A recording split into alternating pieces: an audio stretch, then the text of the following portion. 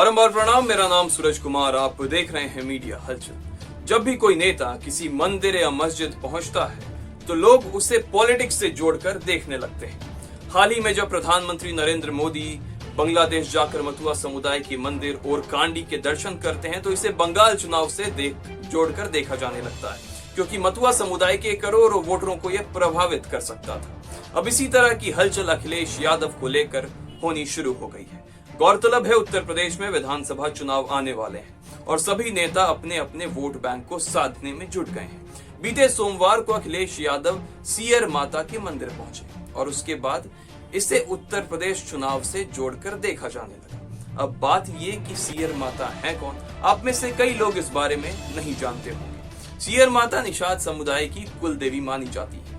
UP के फिरोजाबाद में ये मंदिर है।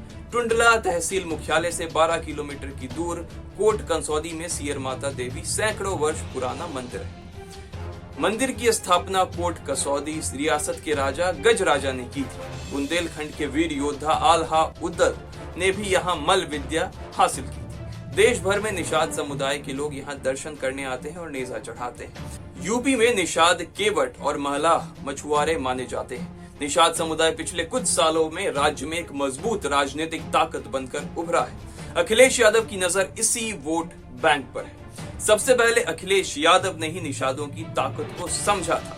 ये बात है 2018 की। राष्ट्रीय निषाद पार्टी से बातचीत कर उन्होंने प्रवीण निषाद को उपचुनाव में उतारा था। गोरखपुर से अखिलेश यादव ने उन्हें समाजवादी पार्टी का टिकट दिया था। ये चुनाव योगी आदित्यनाथ की लोकसभा सीट खाली करने के बाद हो रहा था। योगी साल भर पहले ही यूपी के मुख्यमंत्री बन चुके थे और वे गोरखपुर से एक दो नहीं बल्कि लगातार 5 बार सांसद रह चुके थे। ये उनके लिए एक प्रतिष्ठा की चुनावी लड़ाई थी, लेकिन निषादों के दम पर समाजवादी पार्टी ने उपचुनाव में भाजपा को हरा दिया। योगी आदित्यनाथ के गोरखपुर में अखिलेश यादव के नेता की जीत किसी चमत्कार से कम नहीं थी, जबकि 2014 की लोकसभा और 2017 के विधानसभा चुनाव में निषाद बिरादरी के लोगों ने भाजपा को वोट दिया था। अखिलेश यादव ने मुख्यमंत्री रहते हुए निषादों को एससी कोटे में भी शामिल करने की कोशिश की थी, लेकिन इलाहाबाद हाई कोर्ट ने सरकार के इस फैसले पर रोक लगा दी थी। गोरखपुर में चुनावी हार के बाद भाजपा ने राष्ट्रीय निषाद पार्टी से रिश्ता जोड़ लिया था। बीजेपी ने निषाद पार्टी के अध्यक्ष संजय निषाद को अपना बना लिया था। भाजपा तब तक इस बिरादरी के वोट बैंक के महत्व को समझ चुकी थी। यूपी के 80 में से 19 लोकसभा सीटों पर इस जाति के वोटरों का असर है। पिछले लोकसभा चुनाव में अखिलेश यादव और मायावती ने समझौता कर लिया था।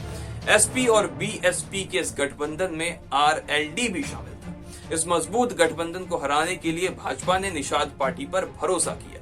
प्रवीण निषाद को इस बार गोरखपुर के बदले संत कबीर नगर से टिकट मिला था। वे चुनाव जीत गए।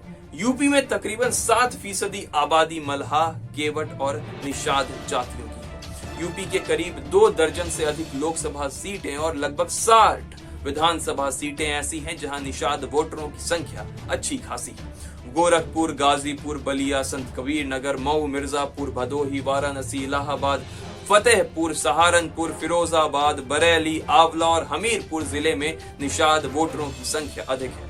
यही वजह है कि अखिलेश यादव अब निषाद समाज को बीजेपी से तोड़ने में जुट गए हैं। इसलिए पार्टी के अध्यक्ष सियर माता के मंदिर आशीर्वाद लेने पहुंच गए। अखिलेश की तरह ही किसी जमाने में उनके पिता मुलायम सिंह यादव ने भी फूलन देवी के बहाने निषादों को अपने साथ जोड़ा था। फूलन को एमपी बनाया था। अखिलेश ही नहीं, प्रियंका गांधी भी इसी जुगाड़ में। वे प्रयागराज जाकर निषाद समाज के लोगों से मिली थी। इसी जाति के मान सम्मान पर उन्होंने नदी अधिकार यात्रा निकाली थी। राज्य में सरकार बनाने पर मछुआरों के लिए कई तरह के वायदे भी किए। अयोध्या में निषाद समाज को कुछ समस्या भी है और अपनी समस्या को लेकर वो कुछ दिनों पहले अखिलेश यादव से भी मिलने पहुंचे थे। और इन सभी चीजों को देखते हुए भाजपा भी निषाद समुदाय के वोटरों को लेकर अब संजीदा हो गई है। अगले साल यूपी में चुनाव है और उससे पहले अलग अलग जाति और समुदाय के वोटों के लिए जोर आजमाइश तेज होनी शुरू हो चुकी है। अब निषाद वोटरों का जत्था किस ओर जाता है, ये देखना अब दिलचस्प होगा। आप देख रहे थे मीडिया हलचल। आपको ये खबर कैसी लगी हमें कमेंट करके जरूर बताएं।